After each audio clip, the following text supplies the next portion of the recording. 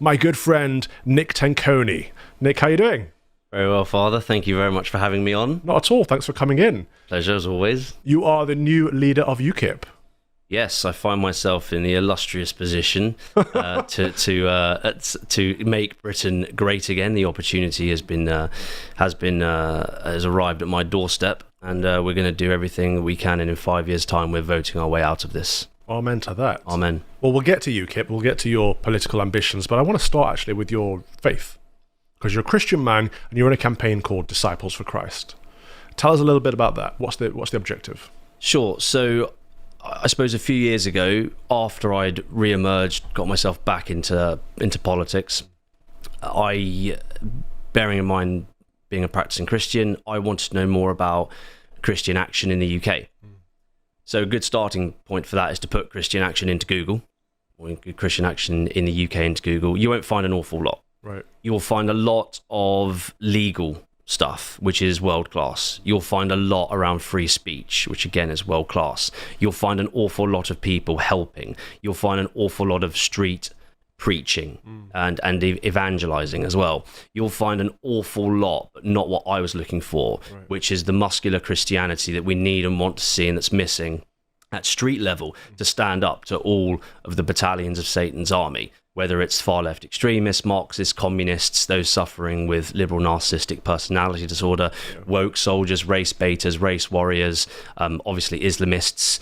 Now, after October 7th, good always comes out of bad. After October 7th, we were ramping up to understand, actually, wait a minute, we need to draw people's attention to Arab colonialization, to Arab imperialism, to Islamism, to the threat of radical Islam, which has been said by many a conservative and Labour politician over the last couple of decades. The facts speak for themselves, but we just don't have the street presence. Right. But I believed that the conviction and the want and desire and motivations there simply just wasn't there. So as ever, as activists, before anything else, we decided to put that together and launched in May of this year. Okay, wonderful. So I've been out campaigning with you a few times, previously with Turning Point UK, and this was part of the anti-drag queen storytime hour, where there are grown men, scantily clad, dressed as women, reading to children. This is abhorrent, and everyone with common sense should be against it. Certainly everyone watching the show is pretty much against it, I'm sure. But we started doing that, which was obviously very secular. Did you come to the conclusion that actually that was good but not enough, and that you needed to be out on the streets with an explicitly Christian message? Because Disciples for Christ, I've been with you outside the Azerbaijani embassy, for example, fighting for the Armenian Christians who are being persecuted in Artsakh and that kind of thing. What kind of made you go from one to the other? So when I envisaged my return to politics, this was circa 2019. This was before Wuhan in November. So I saw what was happening with the globalist agenda, like a lot of people, ahead of autumn 19. So my plan was always to re-emerge in politics and to put Christianity back into the heart of government and back into the hearts and minds of the populace. So that's never gone anywhere. And there's also the proverbial feeling one has inside with regards to one's purpose and why they are here, outside of charity, faith, hope, and being a good Christian, or aspiring to be a good Christian. So the situation that gets put to me is that how can you have Christianity and politics? How can you tread this line, and how can you achieve? So in terms of MO, to answer your question, from day one, I've already known that it's about making Britain great again with Christianity, right, through Christianity. The appetite's there, the motivation is there, people need to be led. And in 5 years' time, that's exactly what they're going to see. Very similar to some of the backgrounds we've got here right now, in terms of the sentiment and in terms of the historical interpretation and meaning. It is defending the most innocent and vulnerable within society, and is standing up for that which is righteous and correct. And I can think of no more prevalent time than the sentiment requirement for that as we speak, and in the build-up to, again, what's going to happen in 5 years' time. Absolutely. I think you're right in that people are looking for something, and they may not know what they're looking for. I would say they're looking for Jesus, but in practical terms, they're looking for a muscular Christianity. They're looking for an answer to the vagueness and the modernity and the abhorrent kind of degeneracy they see all around them. They want something better. They want something good. And so is part of your journey offering a different opinion, a different perspective? Because if we take this to a literal example, the riots, the recent protests, and some of them turned into riots, people were looking for an outlet, but they didn't necessarily have a positive outlet. Is that part of what you're trying to provide? Yeah, so I mean, to the point, it's an incredibly important one. So, for example, at Turning Point UK, which I'm Chief Operations Officer of, we've always put to politicians and across social media that it's absolutely essential that social conservatives and Christians aren't silenced. It is absolutely essential that we reject ethno-nationalism and far-right extremism. If you don't listen to these people who are socially conservative, normal people, you are opening up the pathway for radicalization. We have spent years putting countermeasures in place with the government and trying with politicians to make that point understood. And was it listened to? Well, no, it wasn't listened to. So of course you need to, that's the most important, but also of course young men nowadays, modernity, etc., the tech rev, porn, lack of purpose, the feminism that has captured the hearts and minds, environmentalism, LGBTQ plus rights. It's not just men that need purpose, it's women, and women have been given that purpose because they've been manipulated psychologically to view everything through the lens of emotion, justice and righteousness, rather than historical context and reason and logic, which of course both genders are completely capable of. So a huge disservice has been done there to those individuals. So then we turn to the problem that men face, and we see that the problem just keeps going round and round and round. If one gender has a problem in that regard, then it's going to hit the other gender also. Yeah. So we notice that also men have a huge problem with addiction, with instant gratification, with a lack of purpose, a lack of identity. A man's purpose, a man's identity is inextricably linked to his culture and his faith.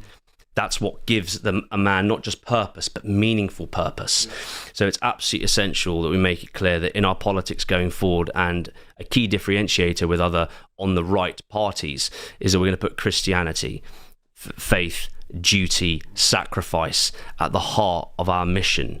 And that's also what it's going to take to get us out of this mess. And it's going to re-inspire millions of men across the world, whilst we also, if we could have anything else loaded to our plate, right the wrongs of degenerates like Andrew Tate, who have totally failed young men.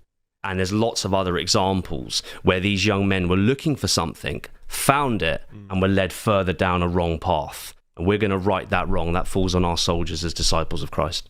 I mean, I agree with pretty much everything you said, but this is why I've agreed to work with you. But I think there will be people watching this who want to push back on one particular point there, which is the being against ethno-nationalism. So if I understand it, your perspective is that we are against a multicultural society because a society needs a predominant culture. But that doesn't mean you can't be against a multi-ethnic society because pigmentation and skin color should be irrelevant. Could you elaborate a bit more on what your thoughts are on that? Yeah, sure. So when my understand this topic has become incredibly important, and I'm a bit confused as to where some people's misinterpretations. Like I'm talking about neo-Nazis. Yeah. I'm talking about when we talk about the far right.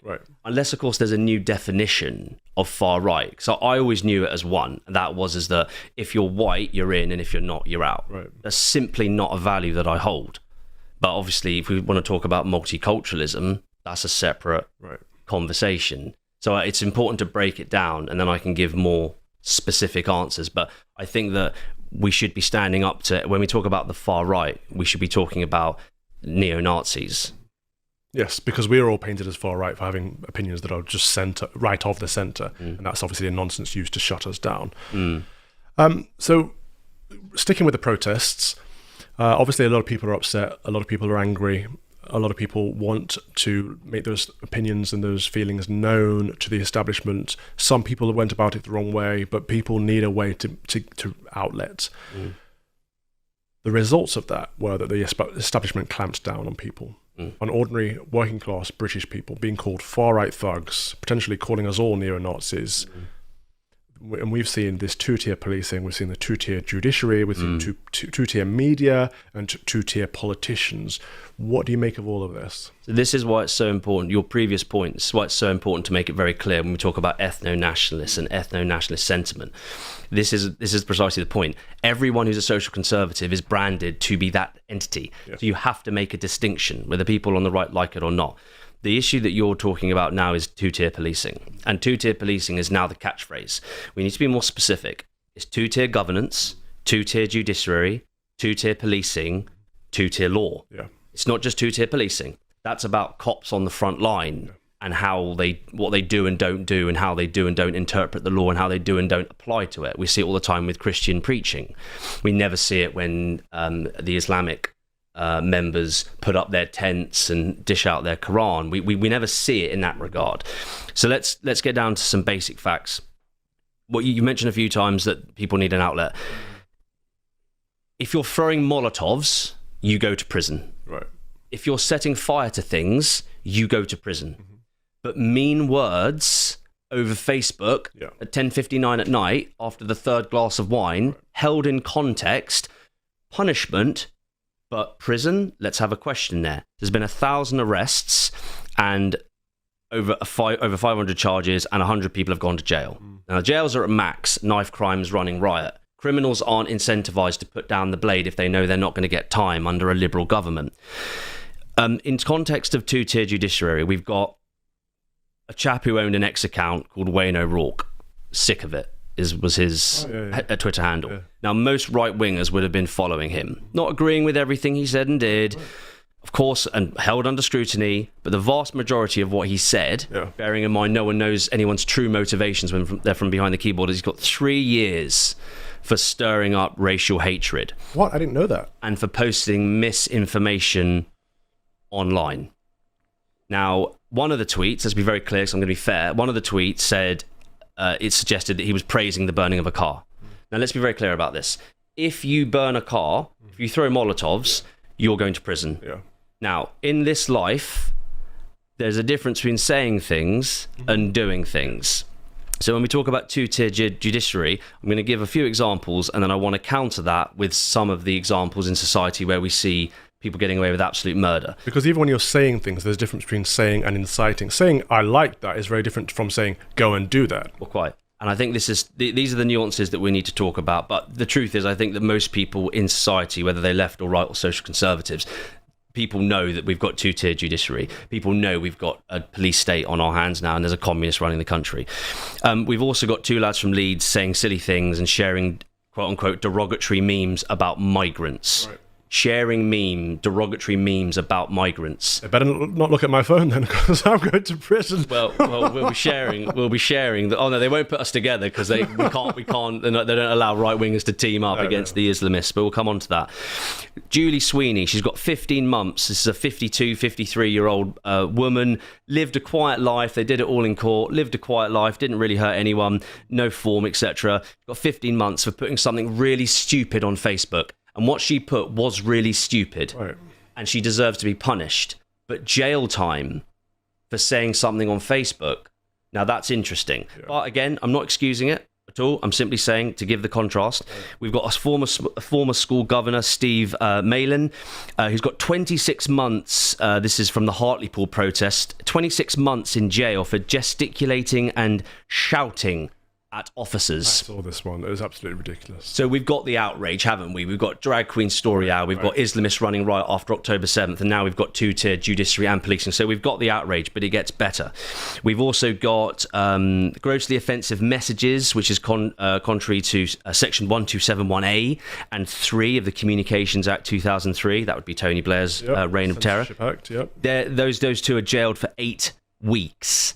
A couple of young lads in Cumbria. They're jailed for 8 weeks. They put a graphic of a group of Asian men, quote unquote, and then the caption read, "Coming to a town near you." Right. 8 weeks in prison. It's true. It's accurate. Factually accurate. Facts aren't racist. No. And now there's a sort of Minority Report feel. I'm sure everyone's familiar with that film. There's also a caption on one of these graphics which said, "When it's on your turf, then what?" So these are some of the examples that are very important to go through with regards to two-tier judiciary, not just two-tier policing. Because two-tier policing aggravates people. Yeah. But two-tier judiciary, you end up in now jail. We're all in huge betrayal. Now, if you go onto Wikipedia and you do the protest right research, you'll find that there's this ambition by Wikipedia to put far right, and they link the groups. Okay. And then over on the left, over on the other column, they put counter protest groups, and in there is the Muslim Defense League. Oh, come on. Very interesting, isn't it? So the counter protests, and there's a whole list of them. They might as well put Antifa in there as well, because they're just counter protests, not far left extremists and not Islamists. How they get away with it? The propaganda. So every single BBC article rubbing their hands with glee that they could say far right. Right. And they even put it in pink blinking neon as well before the actual article. Guardian examples, all far right. Starmer's vitriol, even now doubling down. Going back to what you said about the need for people to be heard and to vent and to have someone fight their corner because they don't want mass uncontrolled immigration and they want an end to Islamism, for example. Starmer's doubled down. And these are ordinary folk. These aren't the EDL as the mainstream media painted them to be, forgetting the fact that the EDL doesn't exist anymore. These are ordinary British folk who are upset. Phantom EDL, whatever you want to call it, is ordinary British folk with ordinary jobs, your neighbours, my neighbours. Yeah. You may get on with them, you might not. These are ordinary people coming to a town near you, type of stuff. But by labelling them as EDL, they're able to say, well, the MDL is a counter-protest against the EDL. But actually, there is no EDL. So the MDL are not even a counter-protest. They are out there rioting themselves and getting away with it. So let's talk about that. So we've all seen the video that went viral of a community liaison officer addressing a group of Muslim youths saying verbatim, you need to go back to the mosques now and put your weapons down. That went viral. A lot of these guys that don't cover their faces, we've got facial recognition everywhere, causing people an awful lot of problem.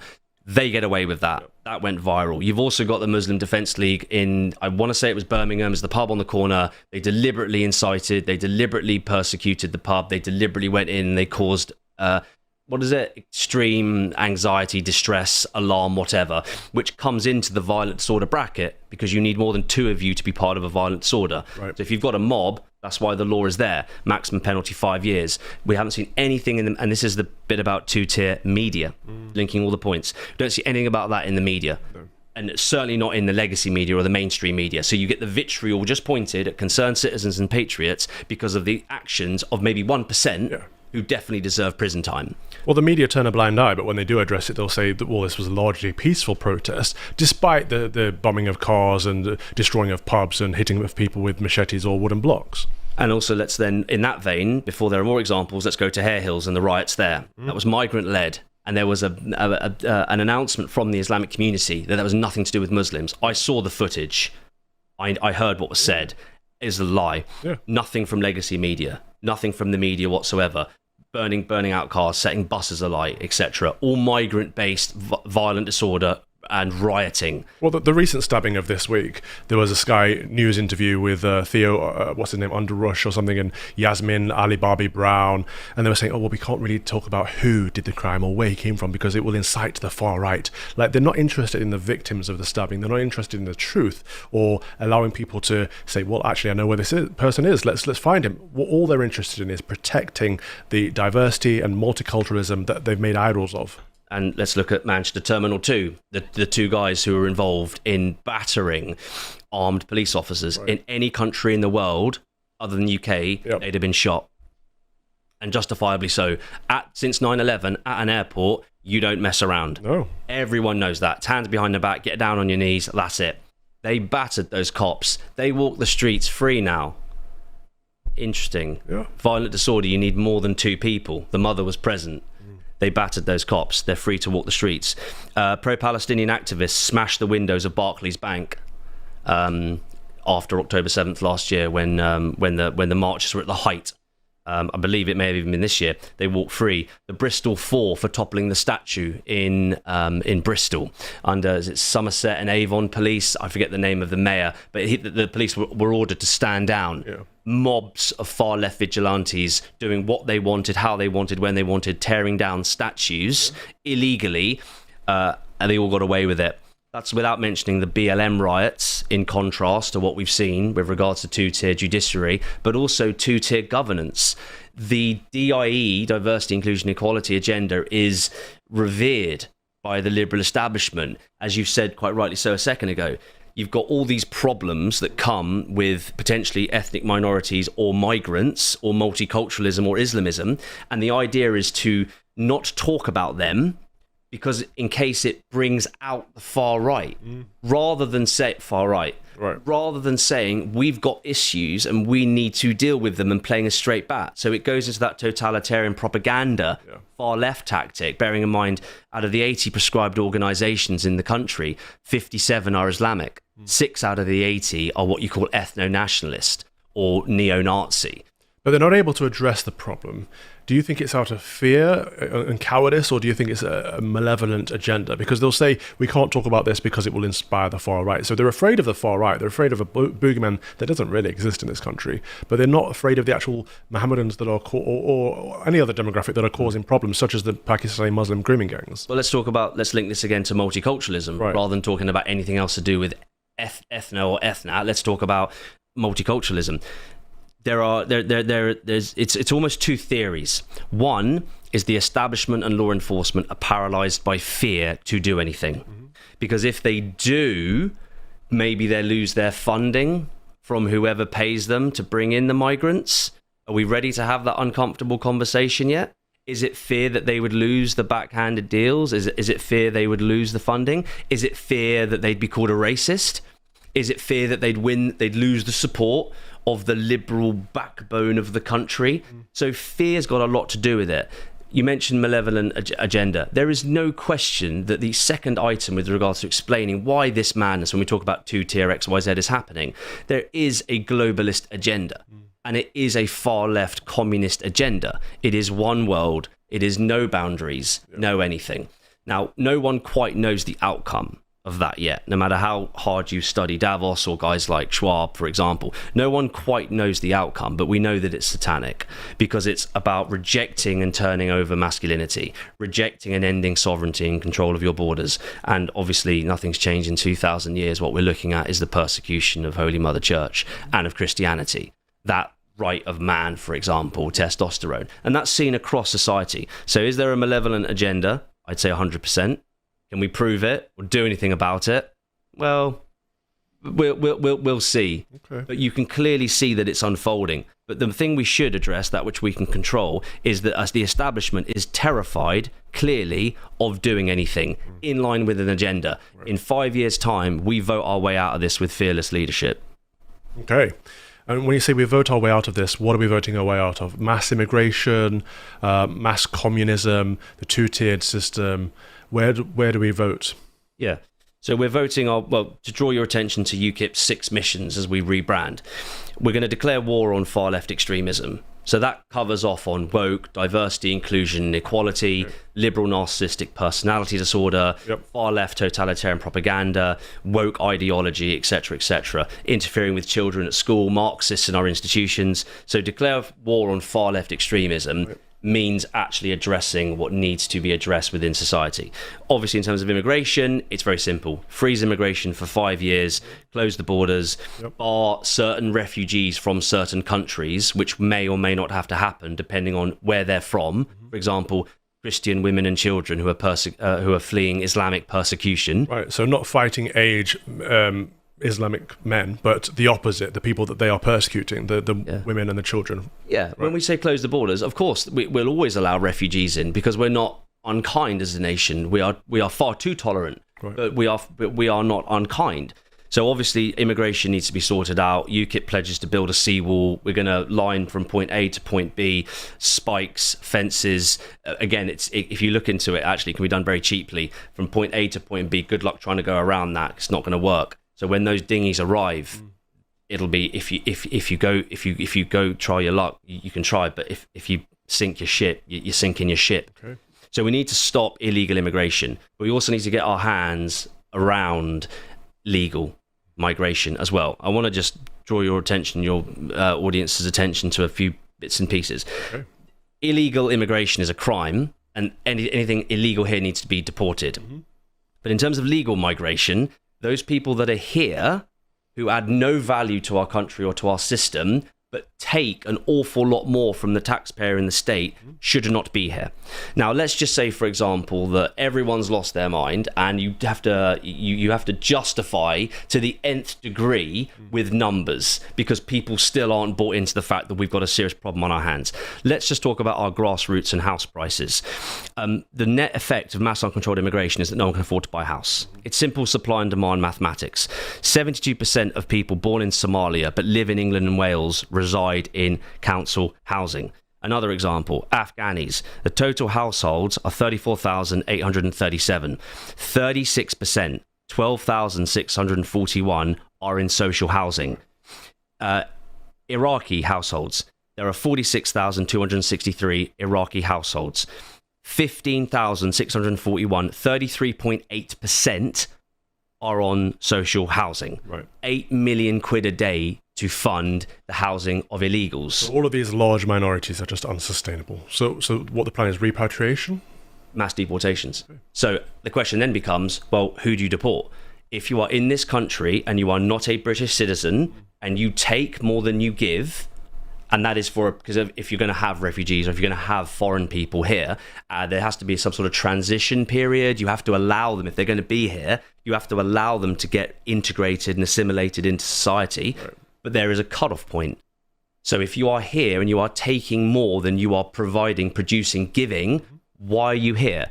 We're already at max. We're completely overstretched and overstrained, and our grassroots can't aspire to get a house, get married, and have kids because you can't. They all go hand in hand. Yeah. You need to. You want a family. You need a home. You need to provide some stability. So, obviously, 6 missions with UKIP. A lot of talk about immigration and about deportations and solutions, not just death by numbers, but actual solutions. We need to also end and remove radical Islam from Britain, from planet Earth, but from Britain. That means the 40,000 Islamists that are on MI5 watch lists, no point putting them into the prisons because they run riot, they take over, and there's forced conversions. So we need a reconquista. The problem is a lot of these Islamist extremists are too extreme for Islamic countries. You know, Saudi Arabia, Qatar, Dubai, they don't let them in. Yeah, we take them all in. So I think you're right. We need a way to repel them, if not deport them. Yeah, I mean, in terms of deportations, if you're a British citizen, that's problematic. So you've got to break down between that which is a citizen and which isn't. But in terms of the 40,000 on MI5's watch list, they need to be detained. Okay. Again, look at Saudi, look at Qatar, look at the message from many imams saying, we have our religion, we have our cultural practices and values. We want nothing to do with radical Islam. We're all on the same page. You'd have to be insane to not agree that radical Islam has to be dealt with and addressed. We're also going to call out and educate on problems to do with liberalism and godlessness, which are, again, root cause problems with regards to the collapse of society, degeneracy, and a void created for young men to not aspire to do or want to do anything good. On the topic of godlessness, the news today is that the Labour Party are going to ban smoking in the few places that you're still allowed to smoke because they want to clamp down on what they call a preventable death. Now, we know the biggest cause of death in this country is abortion. 250,000 babies are killed every year in this country. Where do you fall on the sanctity of life? So it's 70 million a year. Is that right? It's 250,000 in Britain, or is that 250,000 a year in Britain? In Britain, it's 70 million a year in America. In America, that's it, right? So I'll be there on September 7th, along with lots of other people. March for Life. Obviously, if you're a practicing Christian, you stand against abortion. Whether that makes you pro-life or anti-abortion, you understand what the 10 Commandments are. Thou shalt not kill. And a child, a fetus, is a child, living human being. Yeah. So we need to put Christianity back into the heart of government. And people are going to have to pick sides. Oh, yeah. Let's not forget, revered Margaret Thatcher, right?